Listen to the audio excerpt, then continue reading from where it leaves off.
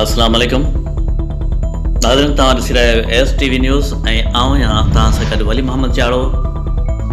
शामिल करियूं था काज़ी अहमद खां साहिल लाखो जी रिपोर्ट।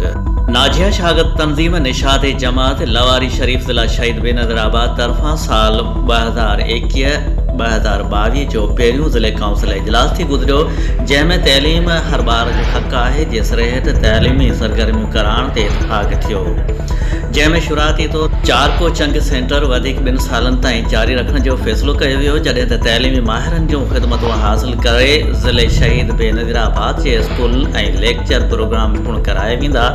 उनखां अलावा हिन साल निशात बोर्डिंग हाउस हैदराबाद में 15 शागिर्दनि बजाए 20 शागिर्दनि जी कोटा लाइ सिफ़ारिश कई वेंदी। इजलास जी सदारत ताजिया शागिर्द तंज़ीम निशात जमात लवारी शरीफ ज़िला शहीद बेनज़ीर आबाद जे सदर ग़ुलाम हैदर कीरियो जिन कई।